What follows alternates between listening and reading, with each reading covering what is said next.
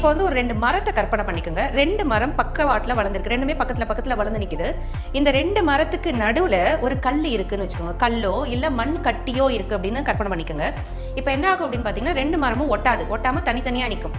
இதையே இந்த மண் கட்டியையோ இந்த கல்லையோ நம்ம அப்புறப்படுத்திட்டோம் அப்படின்னா நாள் போக போக அந்த மரம் வந்து கொஞ்சம் கொஞ்சமாக இணைய ஆரம்பிக்கும். நீங்கள் பார்த்துருந்துருப்பீங்க. இது வந்து நடைமுறை சாத்தியமா இல்லையா அப்படிங்கிறது நீங்கள் உங்களுக்கு தான் இப்போ கையில் மொபைல் இருக்குது, கூகுள் இருக்குது, நீங்கள் சர்ச் பண்ணி பார்த்தீங்கன்னாலே தெரிஞ்சிடும். சாதாரணமாகவே நடுப்புற இருக்கிற அந்த மண்கட்டியும் கல்லையும் ரிமூவ் பண்ணோன்னே அந்த மரம் பார்த்தீங்கன்னா ஒன்றா சேர்ந்துடும். இல்லை அப்படின்னா இன்னொரு ப்ராசஸ் என்ன, 2 மரத்தையும் சேர்த்து இறுக கட்டுறது. அப்போ என்ன ஆகும், இறுக கட்டும்போது ஒன்று வந்து இந்த மரம் வந்து சேதமாகும், கட்டுற இடத்துல சேதமாகலாம், இல்லை இறுக கட்டும்போது அந்த கல் மேலே பட்டு சேதாரம் நடக்கலாம் இல்லைங்களா. 2ல் 1 நடக்கும்.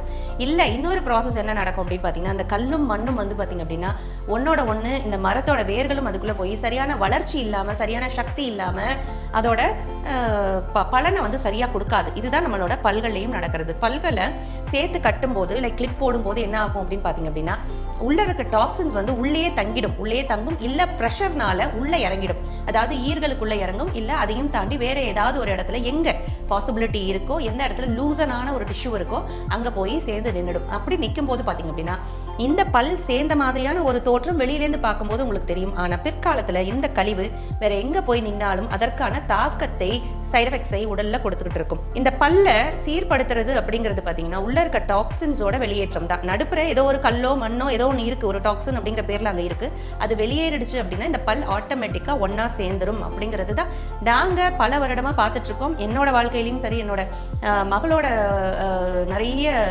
ஃபீச்சர்ஸ் வந்து ஃபேஸ்லேயே சேஞ்ச் ஆகிருக்கிறத நாங்களே கண்கூட பார்த்துருக்கோம். எங்களோட லைஃப்பில் எங்களோட ஜேர்னியில் நாங்கள் பார்த்துட்டு தான் இருக்கோம்.